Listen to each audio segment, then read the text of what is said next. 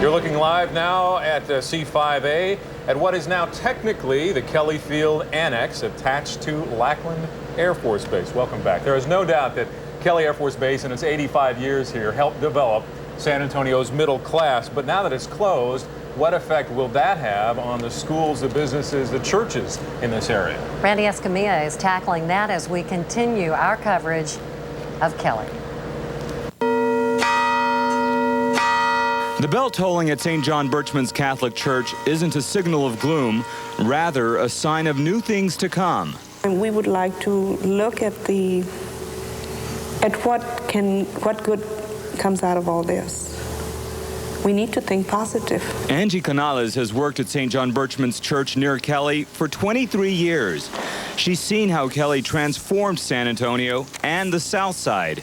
Yes, there is sadness that this government establishment, who we thought would never die, is coming to an end. It's already at the end. Overall, though, Mrs. Canales believes Kelly's closure will benefit her church financially, just like Kelly did. Kelly provided many families with the opportunity to educate their children. But many schools in the area, like St. John Birchman's, have seen enrollments plunge since the base announced it was closing. $7.89, thank you. And businesses like Rocky's Taco House have been built on the appetite of Kelly's workers for carne guisada and bean and cheese tacos. Then people that go by in the morning, they stop by and buy tacos, and then in the afternoon too, they have like 2 shifts, I think, in the morning and the afternoon, and they come and eat over here. The people at this restaurant say business is so good, they'll make it with or without Kelly. You know, we could survive without the people from Kelly. And now that other corporate businesses are moving here, people on the South Side say they have high hopes about life after Kelly. Thank you. Randy Escamilla, News 4 San Antonio. While the school enrollment and the number of parishioners may have dropped some in recent months and even in the past year or two, many of the parishioners there, the people in the community, believe it's just temporary. We'll have much more on Kelly, including a visit with some former Kelly workers now up in Oklahoma City. But first, for a look at the rest of the day's news, we go back to the studios and Roy Galvan. Roy? Okay, thanks, Randy. Deborah. The other big story today, he announced his retirement almost a year ago. And today, News 4 San Antonio has learned a replacement may soon be chosen for popular San Antonio preacher Buckner Fanning. It's a story you'll see only on 4. We're told Trinity Baptist Church leaders will present the name of Charles Johnson to the congregation this Sunday. He's currently at the Second Baptist Church of Lubbock. Johnson will preach here July 29th. Then the congregation will vote on whether he's the right man for the job. We're told Buckner Fanning will preach through at least mid-October if the church chooses Johnson to replace him. Kids at a Southside summer rec program evacuated this morning after fumes filled the school. It happened at Forbes Elementary School on the southeast side. There's some construction going on there, and fumes from a brick sealant leaked inside. About 60 kids and teachers were evacuated. Several kids reported headaches and were treated at the scene. Firefighters say the fumes were not poisonous. An undercover police sting in New Braunfels is catching men soliciting sex with other men in public park restrooms. Police say they've arrested several men soliciting sex in both Landa Park and Cypress Bend Park. The ages of the suspects range from 30 to 65 years old. I've been here 27 years, and this is, I'm sure it happens, but this is the last 2 or 3 months, it's really picked up. Police say they began their crackdown after receiving complaints from folks seeing sexual activity in the parks.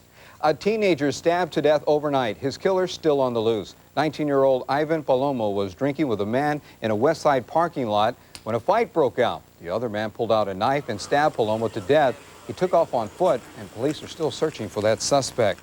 A convicted child molester on the loose tonight. Joseph Saglambeni was found guilty of indecency with a child this morning. Jurors believed a teenager who said Saglambeni touched him inappropriately during piano lessons.